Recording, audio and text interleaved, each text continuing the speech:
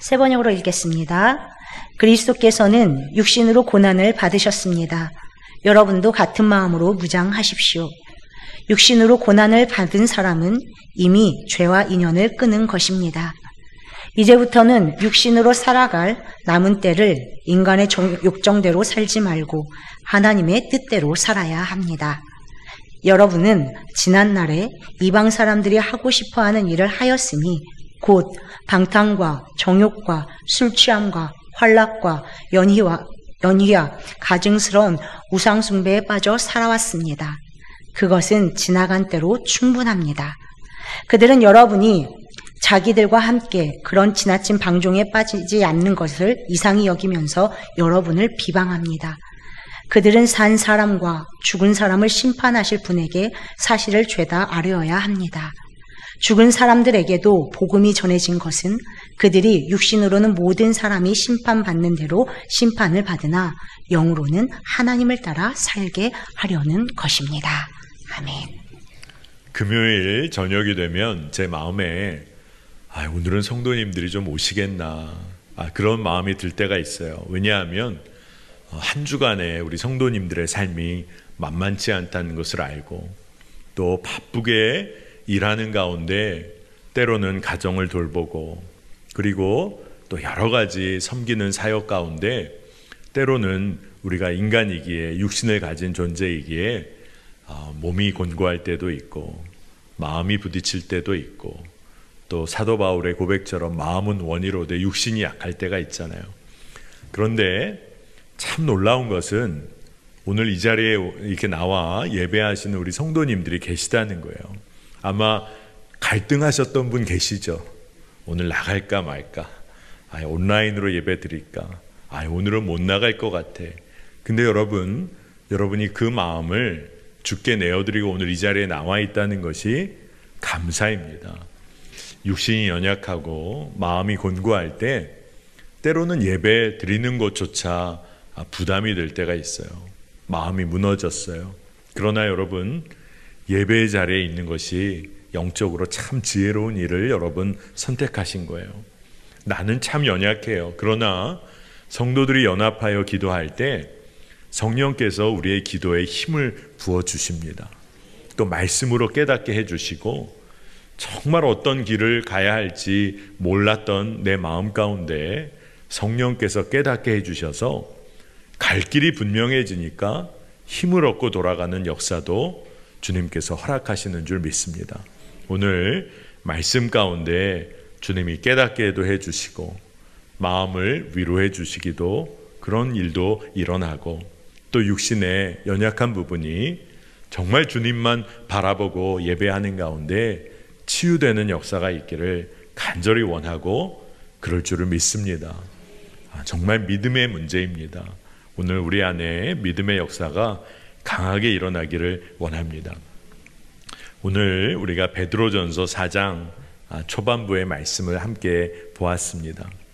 여러분 오늘 말씀을 나중에 개인적으로 이렇게 잘 더 묵상해 보시면 오늘 말씀 안에는 세상을 살아가는 우리의 본성이 이 말씀에 잘 드러나 있어요. 또 곰곰이 이 말씀을 더 묵상해 가면 갈수록 구체적으로 우리 개개인의 삶의 현실이 또 어떤지가 이렇게 드러납니다. 말씀 가운데 드러나요. 그런데 우리 인간의 본성과 우리 삶의 현실만 드러나는 것이 아니라 그 가운데 역사하시는 우리 인간의 모습, 우리 삶의 현실 가운데 역사하시는 하나님의 사랑과 은혜를 말씀 속에서 발견하게 됩니다. 참 이게 감사해요. 여러분 우리의 삶은 여러분 살면서 어떠한 눈을 가지고 내 인생을 바라보느냐에 따라 삶은 완전히 달라집니다. 원망과 비교와 정죄와 판단의 눈으로 내 삶을 바라보고 주변을 바라보면 그렇게 남들이 부러워할 만한 삶을 살고 있음에도 늘 원망이고 불평인 때가 있는 거죠. 그러나 주님의 눈으로 주의 마음으로 내 삶을 바라보고 주위를 바라보기 시작하면 삶은 완전히 뒤바뀌어집니다. 주님의 마음으로 여러분의 삶을 바라보시기를 축복합니다. 여러분, 한 가지 힌트를 드릴까요? 주님의 눈으로 여러분을 바라보면 여러분은 어떤 모습일까요? 너무나 사랑스러운 모습인 거죠. 하나님께서 자녀를 바라보실 때 주의 마음은 어떠실까요? 기쁨이죠. 이걸 놓치면 안 됩니다. 여러분, 그리스도인의 삶은 어떻게 의미를 찾을 수가 있을까요? 우리가 세상 가운데 살기 때문에 그리스도인의 삶은 어떻게 그리스도인의 삶의 의미를 진짜 찾을 수 있겠습니까? 오늘 말씀의 핵심적인 내용인데, 우리가 그리스도인으로서 이 세상 속에서 구별된 삶을 살아감으로써 그리스도인다운 삶의 의미를 찾을 수가 있어요. 여러분, 구별된 삶을 사시기를 축복합니다. 그리스도인으로서 구별된 삶을 산다. 때로는 세상 가운데 그게 부담된다고 하시는 분도 계실지 모르겠습니다. 그런데 여러분, 생각해 보세요. 세상 사람들도요, 사실 세상 속에서 세상의 방식으로 구별된 삶을 살려고 정말 애씁니다. 그리스도인들은 그리스도인다운 삶을 사는 거, 구별된 삶을 사는 거 때로는 놓치기도 하고 부담스러워 하는데, 세상 사람들 자신들의 방식으로 정말 구별된 삶을 살려고 엄청나게 노력하죠. 어떤 정도의 지위에 올라가서 내가 다른 사람과 구별되려고 엄청 애쓰며 성공하려고 합니다. 부모로서는요, 세상 부모와 똑같이 자녀 교육에 있어서 올인을 해서 하여간 자녀 교육 이 정도까지 시켜서 내 아이는 다른 집 아이와 다르다, 구별시키려고 온갖 노력을 다 기울입니다.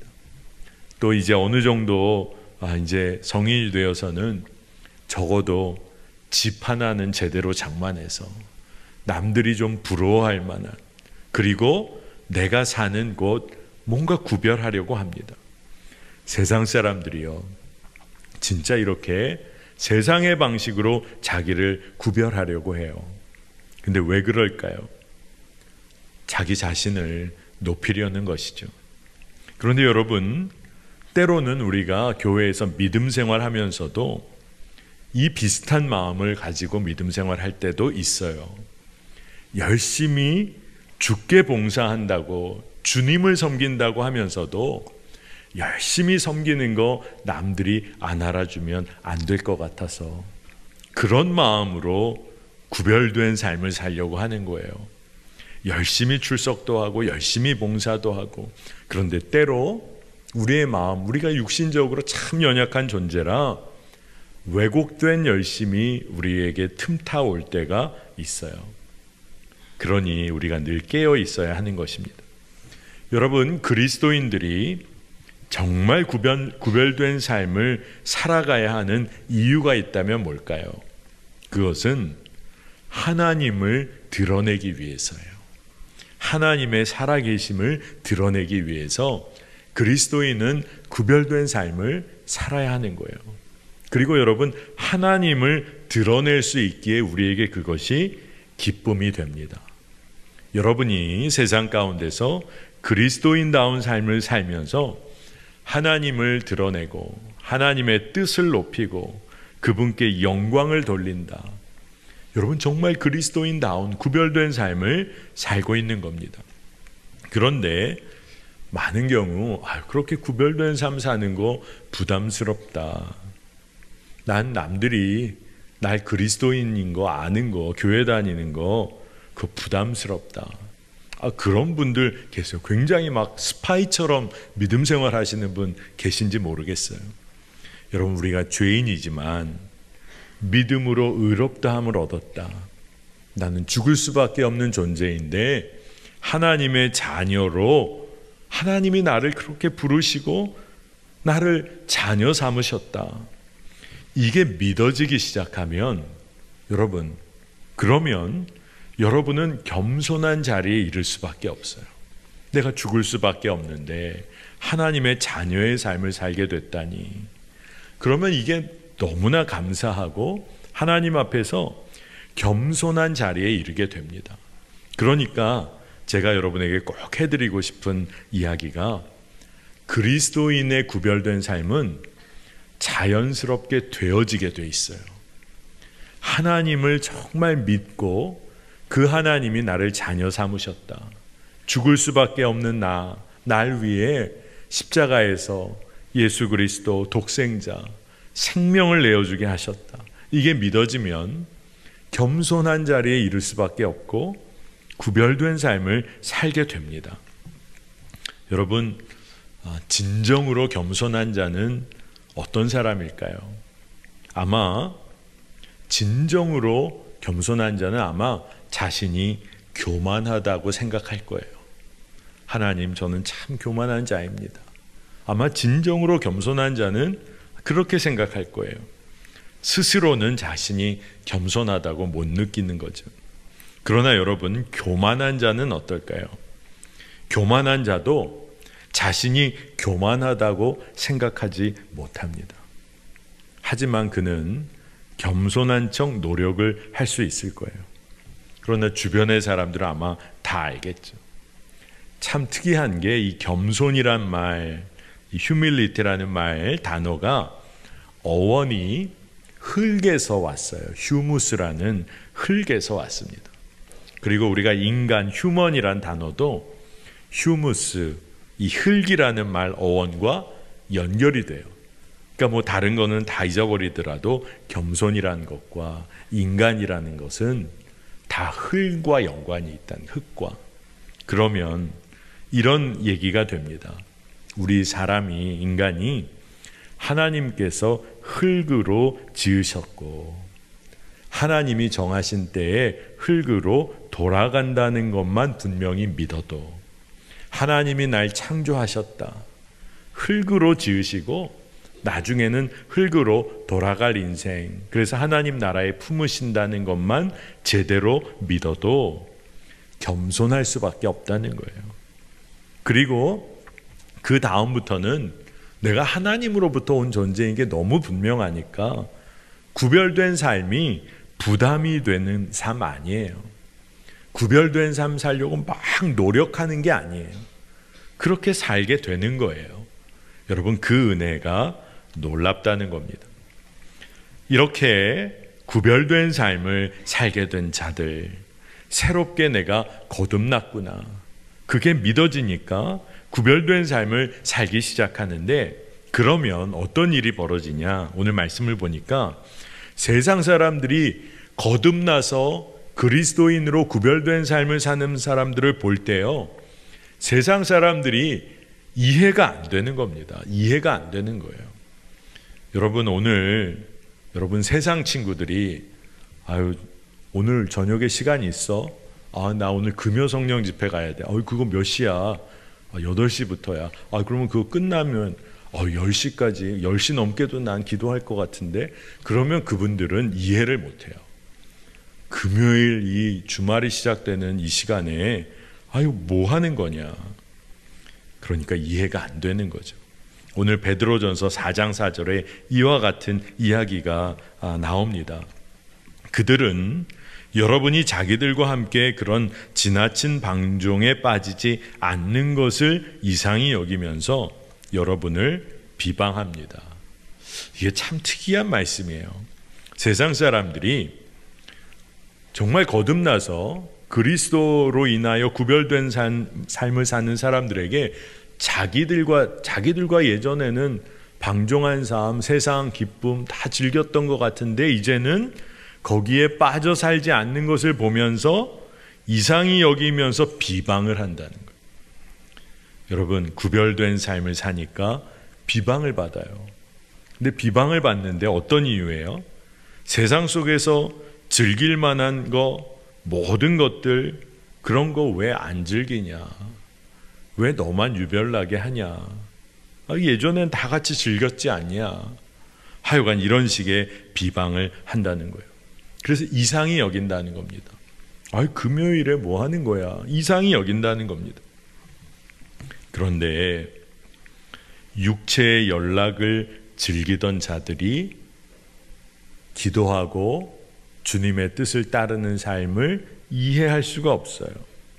믿음의 길을 걷지 못하는 자들이 여러분과 같이 예배하는 자의 삶을 이해하지를 못해요. 그리스도께서 다시 찾아오실 것이다, 이런 믿음이 없는 자들이 정말로 지금 깨어서 살아야 하는 것에 대해서 이해하지를 못해요. 자, 여러분, 그런데 우리가 이렇게 세상의 사람들이 우리의 삶을 이해하지 못할 때, 그때가 굉장히 중요한 때예요. 여러분이 그때 담대하게 내가 그리스도인다운 삶을 살기 때문에 마음에 갖게 되는 기쁨과 평강을 누려야 되는데, 바로 그때 어떤 마음이 틈탈 수 있느냐 하면 두려워지는 거예요. 세상 사람들이 비방하니까, 세상 사람들이 이상히 여기니까 나도 저렇게 그냥 살 걸 그랬나, 저렇게 하는 것도 재밌었는데, 엉뚱하게 그런 마음이 틈타오려고 할 때가 있다는 겁니다. 여러분, 왜 세상 사람들이 그렇게 이상히 여기고 비방을 할까요? 그걸 잘 알아야 합니다. 왜냐하면 그 세상의 사람들이 육체에 속한 자신들의 삶, 자신들의 삶에 근본적인 죄의 문제를 깨닫지 못하고 있기 때문이에요. 그러니 이상히 여기고 비방을 합니다. 그런데 그때 우리가 흔들리는 것이 아니라 그들이 지금 근본적인 죄의 문제를 깨닫지 못하고 있구나, 분명히 알아야 하는 거예요. 오늘 베드로전서 4장 1절 2절 이 두 절의 말씀을 좀 이어서 볼 텐데, 여러분 한번 집중해서 좀 잘 보시기 바랍니다. 그리스도께서는 육신으로 고난을 받으셨습니다. 여러분도 같은 마음으로 무장하십시오. 육신으로 고난을 받은 사람은 이미 죄와 인연을 끊은 것입니다. 이제부터는 육신으로 살아갈 남은 때를 인간의 욕정대로 살지 말고 하나님의 뜻대로 살아야 합니다. 아멘. 여러분, 성도는 죄를 깨닫고 이제는 하나님의 뜻대로 사는 것이 삶의 방식이 된 사람이 성도인 거예요. 여러분, 여기 다 성도입니다. 성도는 죄의 문제 십자가에서 해결되었음을 믿고 이제는 하나님의 뜻대로 남은 인생 하나님의 뜻대로 사는 것이 너무나 당연해진 사람이 성도인 거예요. 근데 요즘은 교회 오면 그냥 성도, 그게 아니에요. 진짜 중요한 내용입니다. 여러분 한번 이런 생각 해보신 적이 있나요? 어떤 분이 여기 이렇게 누워 있는데 좀 위에다가 쌀 한 가마니 좀 올려놔도 좀 잘 버틸 수 있겠습니까? 난 쌀 한 가마니 너끈합니다. 하나 올렸어요. 하나 더 좀 올려봐도 되겠습니까? 하나 더 올리세요. 한 3개쯤 올리면 어떻게 될까요? 만만치 않을 겁니다. 10kg짜리라고 해도 만만치 않을 것 같아요. 옛날 쌀가만이라고 하면 한 3개쯤 올리면 큰일 납니다. 그런데 점점 무거워짐을 살아있는 사람이라면 느끼죠. 근데 죽어있는 사람 위에다가 쌀 한 가마니, 2가마니, 3가마니 잘 쌓을 수만 있다면 10가마니를 올려놔도 아무 미동도 하지 않아요. 여러분, 영적으로 죽어있는 자의 삶이 이와 비슷해요. 죄의 무게를 깨닫지를 못해요. 죄의 심각성을 깨닫지를 못해요. 영적으로 죽어있으니 자신이 지금 가고 있는 길이 멸망의 길로 가고 있다는 거 전혀 알 수가 없어요. 그러니까 그리스도인들이 구별된 삶을 살고 있는 거 보니까 이상한 거예요. 그리고 비방을 합니다. 그러나 여러분, 우리가 성령의 근심하심을 깨닫고 우리가 가는 길에 문제가 있다는 것을 우리가 깨닫는다면, 죄의 무게를 깨닫는다면 우리는 주 안에서 변화의 가능성을 이미 가지고 이미 변화한 사람인 거예요, 사실. 여러분, 그러니 복이 있는 겁니다. 어떤 사람들은요, 자신들이 지금 걷고 있는 삶의 길 옳고 아무 문제 없다고 하면서 즐기며 살려고 하는 사람들이 있습니다. 그 사람들도요, 우리가 전도하고 복음을 외치는 것처럼 세상에서 아주 강하게 증거합니다. 자신의 간증이 있어요. 무슨 간증이 있어요? 이렇게 살아도 잘 산다. 즐길 거 즐기고 살아도 아무 문제 없다. 여러분, 세상 사람들 중에 그렇게 술 많이 먹는다고 자랑하시는 분들이 계시더라고요. 근데 자랑의 내용이 정말 단순해요. 난 이만큼 먹어도 멀쩡하다. 10년 지나봐요. 멀쩡한 사람 아무도 없습니다. 그런데 자신의 삶을 나 이거 아무 문제 없어. 그러면서 그들은 세상에 살면서 성도들의 삶 이상히 여기고 비방해요. 계속해서 그럽니다. 그런데 여러분, 이렇게 비방하는 삶이 무서운 삶이에요. 왜냐하면 성도를 비방하는 것에 그치는 것 같지만 그것은 하나님을 비방하는 것과 연관된 일이에요. 여러분, 예전에 혹시나, 지금은 안 그러시겠지만 가족들 중에 믿음 생활 잘하는 사람, 본인이 믿음 갖기 이전에 혹시 핍박하셨던 분 계십니까? 지금은 이제 다 이렇게 예배하고 계시죠? 잘 봐야 되는 거예요. 성도, 믿는 자를 핍박하는 것이 주님을 핍박하는 것과 맞닿아 있어요. 그러니까 다메섹 도상에서 주님이 사울을 부르시면서 네가 핍박하던 나다, 예수다 라고 말씀을 하셨잖아요. 자, 오늘 말씀으로 돌아가 보면 오늘 베드로전서 4장에 그들이 이상히 여기며 비방한다는 이 말씀 가운데는 어떤 신앙적인 삶의 대립 구도가 나오고 있냐면 영과 육의 대립, 신앙과 불신앙의 대립, 현재와 다가올 미래가 있다면 과거라는 과거의 구습과의 대립, 이것이 말씀에 깔려 있어요. 그런데 여러분, 우리는 구별된 삶을 살아야 하는 그리스도인입니다. 그러니 기억해야 할 것이 하나 있어요. 그리스도인으로서의 구별된 삶을 사는 것은 정말 하나님을 만난, 살아계신 주님을 만난 자의 당연한 삶이에요. 그런데 왜 우리가 머뭇거릴까요? 그것은 그리스도인의 구별된 삶이 언제나 이 땅에서 즐겁고 안락하고 평안한 삶을 보장해 주는 것만은 아니기 때문에 그래요. 어려운 길이기도 하기 때문이에요. 그러니까 머뭇거립니다. 근데 진짜를 알아야 되는 거죠. 어렵고 힘들 때가 있지만 생명의 길이라는 것이 분명하면 여러분, 그 길을 걸어야 하는 것입니다. 그리스도인의 구별된 삶이 세상의 삶과 다른 것은요, 세상의 삶은 결국 다 어디에 초점이 맞춰져 있냐? 나예요, 나입니다, 나. 여러분, 어린아이일수록 어린아이들에게 뭘 좀 이거 해볼 사람 하고 물어보면 아이들은 어떻게 할까요? 손을 들면서 저요 나 난리 납니다. 그런데 어른들에게 이거 좀 해보실 분이 계신가요? 그러면 그런 사람 없습니다. 그리고 눈이 막 다 딴 데 보고 있고 자기 안 시켜주기 바라고 그래요. 그런데 결정적일 때는 마음이 어떤지 아세요? 손을 안 들어요. 저요 이러지 않아요. 그러나 마음은 날 좀 시키면 좋겠다. 왜냐하면 높임 받을 자리가 있어요. 이거 좀 누가 좀 하시면 좋겠습니다. 아무도 그냥 점잖을 뺍니다. 하지만 마음 깊은 곳은 어때요? 나지. 내 이름을 부를 거야. 내 이름을 안 부르면 두고 보자. 이런 분위기로 나에게 초점이 맞춰집니다.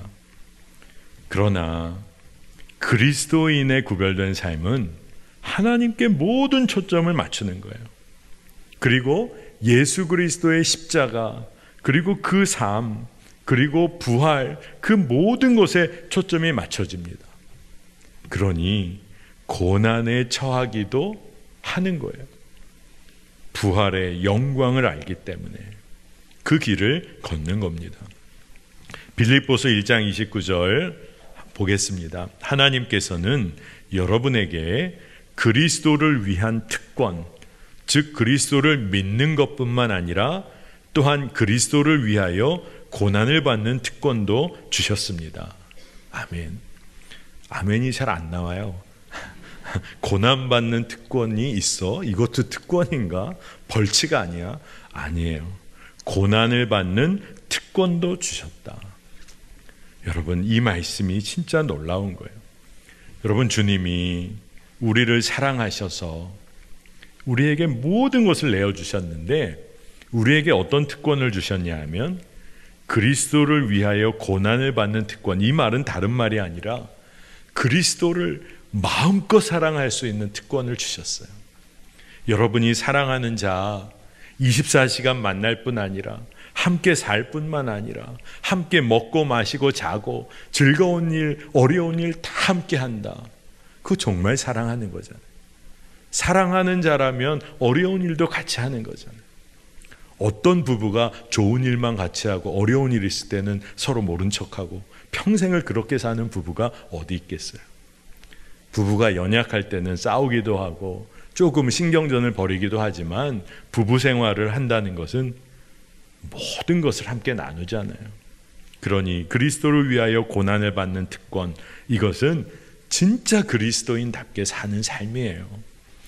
여러분, 예수 그리스도의 고난, 십자가의 죽음, 부활의 기쁨이 있듯이 예수 그리스도를 따르는 우리 그리스도인의 삶에는 결국 최후의 승리와 영생의 기쁨이 있는 줄 믿습니다. 그러니 이것은 믿어져야 하는 거예요. 그리고 이게 믿음이 부어지면 자녀의 삶을 당연히 사는 거죠. 뭐 내가 선택하고 이런 게 아니에요. 그렇게 사라집니다. 사랑을 받고 은혜 가운데 있으니 그렇게 사라지는 거예요. 저도 목회해 오면서 제가 이렇게 함께 동역을 했던 분들, 특별히 수련 목회자로 계셨던 전도사님들, 지금 생각해 보니까 제가 안수 보좌를 꽤 많이 했던 것 같아요. 함께 전도사님들이 목사님 되셔서 그 함께 3년의 시간을 함께 보내고 목사님이 되시고 목사님이 되신 분들이 꽤 많은데, 그때 안수 받으실 때 가서 안수 보좌를 하고 그 옆에 같이 있을 때 보면 그 순간에 참 젊은 목사님이 되시면서 그렇게 감격하는 모습을 봅니다. 그럴 만도 하죠. 왜냐하면 안수를 받을 때 안수 받는 그 내용 중에 하나가 주님이 지신 그 모든 짐 멍에도 짊어지고 주의 길을 걷는 거에 대한 결단을 하는 시간이기도 하고, 또 말씀을 전하고 성찬을 집례할 또 그 사명도 부여받으니 참 감격스러워요. 저도 이렇게 생각해 보면 저도 젊었을 때 안수 받을 때 저도 그랬구나 하는 생각이 듭니다.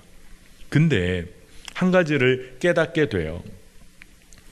목사가 된 일이 그렇게 감격스럽다면 성도가 된 것은 얼마나 감격스러워야 그렇게 해야 하는 일일까? 그런 생각이 듭니다. 목사이기 전에 성도가 되었다. 이거는 뭐 어떤 것과도 비교할 수 없는 은혜고 감격이란 생각이 들었어요. 그런데 이 사실을 놓치고 사는 성도들이 많습니다. 직분자가 될 때는 감격을 하는데 내가 성도의 삶을 살고 있구나. 살아계신 주님을 만나서 그 주님과 늘 매일매일 교제하고 동행한다. 이게 그렇게 감격을 누리며 사는 사람이 적다는 거예요. 여러분, 은사나 직분보다 내가 성도의 삶으로, 자녀의 삶으로 부름받았다. 이건 진짜 은혜인 거죠. 여러분, 직분은 사명이고 역할이지만 성도는 그 존재 자체인 거예요. 여러분, 자녀가 뭐라고 설명하겠어요? 그냥 자녀인 거잖아요. 내 생명을 나눈 자녀인 거잖아요. 성도가 뭐예요? 살아계신 주님을 만나서 그 살아계신 주님으로 인하여 살아가게 된 존재가 성도잖아요. 여러분, 진정으로 복음을 받아들인 사람이라면, 성도의 삶을 정말 살기 시작했다면 그 성도의 삶을 통해서 세상이 지금 막 난리가 나야 정상인 거예요. 그리고 그렇게 됩니다. 왜요? 세상의 방식이 있는데 그 세상의 방식이 이렇게 다 안정적으로 돌아가는 어느 곳에 성도 한 명이 거기에 일원이 됐어요. 거기는 뒤집어지는 겁니다. 난리가 나는 거예요. 아니, 그냥 이렇게 세상의 방식대로 다 돼야 할 것 같은데 이 성도가 이거 사랑만 하는 거예요. 눈치도 보고 자기 것 챙겨가고 남들 험담도 좀 해주고 또 안 좋은 일이면 안 좋은 일에 마음을 합해서 그 안 좋은 일이 그걸로 뭐 성공도 해보고 뭐 이래야 되는데, 성도 한 명이 거기 들어와서 사랑만 하고 어려운 일 있으면 가장 먼저 한다고 하고 원수도 사랑하고 주님 말씀 증거하고, 어떻게 될까요? 거기 뒤집어지는 거죠. 여러분이 회사를 다니는데 예를 들어서 사람들이 여러분이 그 회사에서 교회 다니는 걸 아는 사람이 아무도 없어요. 여러분이 아주 큰 회사에 열심으로 회사를 다니는데 한 명쯤은 그래도 알 법도 한데 매화교회 성도라는 걸 아무도 몰라요. 주일에 뭘 하는지도 몰라요. 저 사람은 교회 안 다닐 거야. 저 사람이 교회 다닐 리가 있나. 근데 사실 교회를 다니고 있어요. 그러면 이게 진짜 뭐라고 설명할 수 있을까요? 왜 그러면 예를 들어서 그 회사 사람들이 모르는 걸까요? 세상 방식대로 사니까. 세상 방식대로 살고 세상 방식 다 그대로 흡수해서 사니까. 근데 그런 분이 혹 있다고 하면, 예를 들어 사는데 아무 문제가 없어요. 이 교회에서는 은혜 충만하게 그냥 주말을 보냈는데 세상에서는 세상에 아무도 몰라요. 근데 그 사람이 세상을 사는데 아무 문제가 없지만 그 사람이 결국 거둘 믿음의 열매는 하나도 없어요. 마지막 때에 주 앞에 서서 할 이야기가 아무것도 없어요. 허다한 증인들이 지금 이곳을 바라볼 때 증언할 내용이 아무것도 없어요. 여러분, 이게 정말 두려운 일입니다. 정말 두려운 일이에요. 오늘 말씀에 5절 말씀에 이르면 하나님께서는 모든 자들의 심판자가 되신다, 이 이야기를 하고 있습니다. 그리스도인으로서 구별된 삶을 새롭게 시작한 사람들이 있는데, 근데 이들에 대해 비방하는 세상 사람들이 있다는 겁니다. 근데 오늘 5절 말씀에 뭐라고 말하냐면, 그렇게 비방하는 자들 결국 하나님께 그 삶에 관해 이야기를 해야 할 때가 올 거라는 거예요. 쉽게 말하면 마지막 때가 되든 언제가 되든 하나님 앞에서 그렇게 비방하고 하나님의 사람답게 살려는 사람 막 방해하고 했던 일에 대해 하나님 앞에 이야기해야 할 날이 올 거다. 베드로전서 4장 5절입니다. 그들은 산 사람과 죽은 사람을 심판하실 분에게 사실을 죄다 아뢰어야 합니다. 이런 때가 올 거라는 거예요. 진짜 두려운 거죠.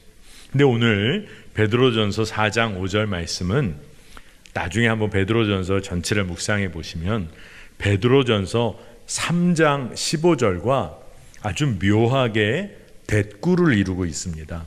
제가 베드로전서 3장 15절을 읽어볼게요. 여러분, 이거 잘 아는 말씀입니다. 다만 여러분의 마음속에 그리스도를 주님으로 모시고 거룩하게 대하십시오. 여러분이 가진 희망을 설명하여 주기를 바라는 사람에게는 언제나 답변할 수 있게 준비를 해 두십시오. 이 말씀은요, 믿지 않는 자들에게 구원의 소망을 말할 준비를 성도들이 하고 있어라, 성도들이라면 구원의 소망을 말할 준비를 하고 있으라는 거예요. 그런데 오늘 말씀의 5절은 믿지 않는 자들에게 너희들이 믿는 자 비방했던 일 하나님 앞에서 대답해야 할 때가 올 테니 그거 준비해라. 완전히 다르죠. 성도들에게는 구원의 소망을 말할 준비를 하고 있어. 믿지 않고 비방했던 자들에게는 너희들이 비방했던 그 일을 하나님 앞에서 설명해야 할 때가 있을 테니 준비해. 의미심장한 말인 거예요. 또 마태복음 7장 1, 2절 보면 너희가 남을 비판하는 대로 너희도 비판을 받을 것이라. 예수님이 말씀을 하셨는데 믿지 않는 자들의 비방, 그들의 비방이 그들 자기 자신에게 돌아올 것을 경고하는 말씀이기도 한 거예요. 여러분, 그렇습니다. 우리가 믿지 않는 자들의 비방을 두려워해서 우리의 믿음이 꺾일 때가 너무 많아요. 그런데 우리가 한 가지를 분명히 알아야 합니다. 오늘 말씀, 오늘 5절 이 이야기는 하나님께서 우리의 행동과 생각, 우리의 삶 전체의 심판자가 되신다는 의미이기도 한 거예요. 우리 삶의 심판자이시기도 해요. 그런데 그 심판자가 되신다는 의미는 하나님께서 사랑으로 우리의 삶을 지켜보시고 살피시고 일일이 간섭하신다는 사랑의 의미로 해석할 수 있습니다. 여러분, 하나님의 사랑과 구원의 손길 안에서 하나님이 우리를 바라보신다면, 그리고 하나님이 우리를 창조하셨으니 하나님의 창조물인 창조물인 우리를 하나님께서 바라보신다고 하면 얼마나 사랑스럽게 바라보시겠어요. 그러니 우리가 한 가지를 기억하십시다. 하나님께서 산자와 죽은 자의 심판자, 모든 자의 심판자가 되신다는 의미는 지금 사랑하는 우리들의 삶을 온전한 길로 이끄시기를 원하시는 선포이기도 하신 거예요. 심판의 때가 있음을 기억하고 지금 하나님의 사랑, 그 사랑으로 인도하시는 그 길을 걷기를 원한다. 이 말씀을 주시는 거죠. 그러니 오늘 우리가 읽은 말씀 마지막 6절은 하나님의 사랑이 심판보다 우선한다는 것을 말해주고 있어요. 하나님의 사랑이 심판보다 우선한다. 한번 베드로전서 4장 6절 말씀을 보겠습니다. 죽은 사람들에게도 복음이 전해진 것은 그들이 육신으로는 모든 사람이 심판받는 대로 심판을 받으나 영으로는 하나님을 따라 살게 하려는 것입니다. 아멘. 이 말씀은요, 하나님께서 우리의 구별되지 못한 삶을 무조건적으로 용서해 주시니 선한 일을 하든 악한 일을 하든 아무 상관없다, 이런 말이 아닙니다. 거듭난 삶을 결단했지만 과거의 죄된 삶이 남아있는 경우도 있다는 거예요. 그래서 거듭난 삶의 기쁨이 있어요. 그러나 전의 죄의 결과에 대해서 대가를 치르며 그리고 그 삶을 정돈하고 정리해야 하는 일이 필요하다는 얘기예요. 한번 여러분 들어보세요.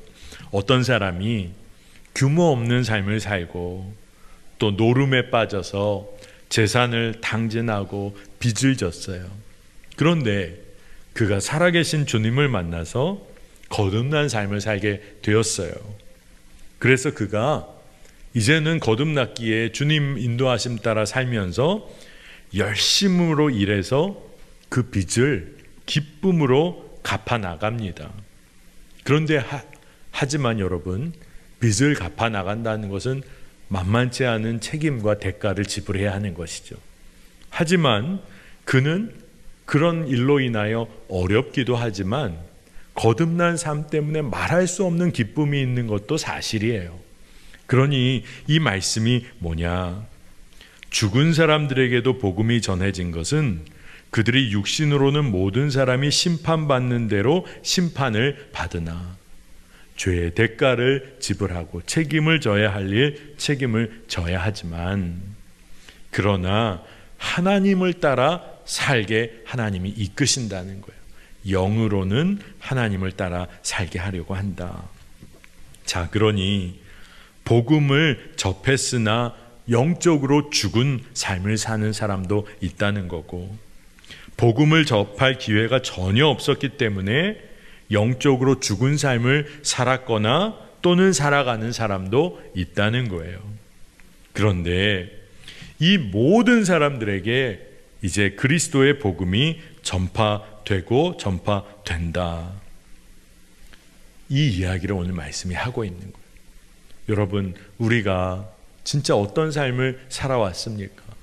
그런데 주의 사랑 안에서 복음을 접했기 때문에 지금 우리가 오늘 이 시간에 예배도 드리고 말씀 안에 위로도 받고 주의 사랑 안에 거하는 거죠. 하나님은 사랑으로 우리를 만나주셨기 때문에 우리의 삶이 이렇게 바뀐 거예요. 그러니 복음을 진정으로 접한 사람은 그리스도를 위하여 고난받는 특권을 누립니다. 그리고 진짜 기쁨과 평강을 누리며 사는 거예요. 하나님이 사랑이시다. 이게 믿어지면 여러분은 어떻게 살까요? 이제 남들에게 퍼주고 퍼주며 사는 삶이 기쁨이 될 겁니다. 손해본다고 생각 안 드실 거예요. 그런데 진짜 은혜는 뭐냐? 정말 하나님이 채우신다는 거예요. 넘치도록 채우신다는 거예요. 여러분, 오늘 말씀에 여러분의 삶을 한번 적용하고 대입해 보시길 바랍니다. 여러분은 육적인 삶과 영적인 삶 어디에 속해 계세요? 여러분은 불신앙의 길과 믿음의 길 어디에 속해 계세요? 세상을 좇으며 사는 삶과 하나님을 바라보며 정말로 소망을 두고 사는 삶 어디에 속해 있습니까? 정말 그리스도인의 구별된 삶을 살고 계십니까? 많은 경우 정말 그렇게 살려고 노력해야겠구나.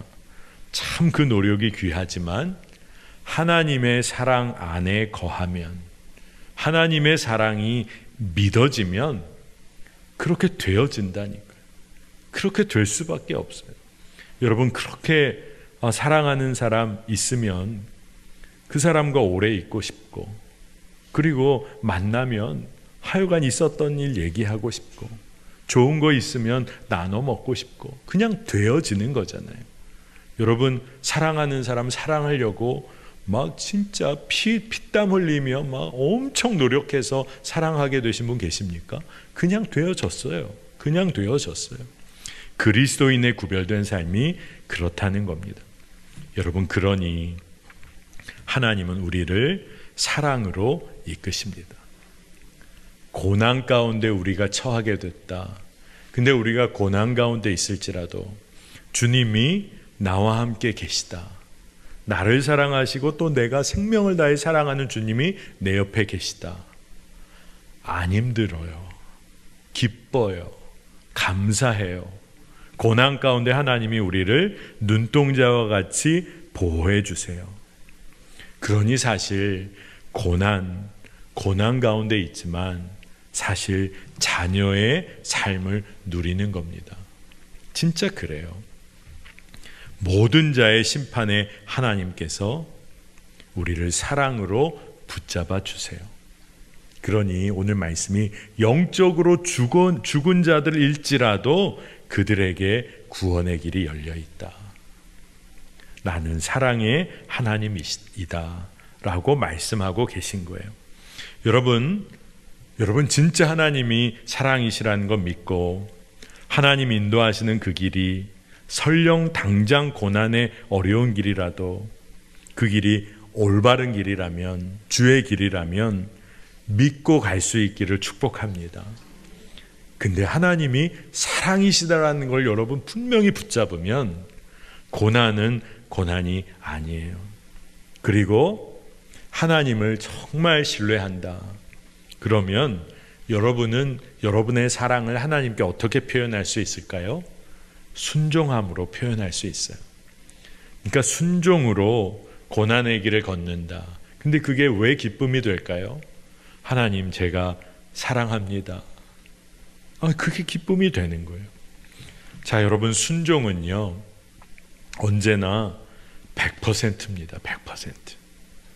99% 순종했는데 1% 불순종했어요. 목사님 그거 이렇게 섞으면 그냥 순종이에요. 아니에요. 1%의 불순종 다 불순종인 거예요. 그러면 어떤 분들은 이런 얘기 하십니다.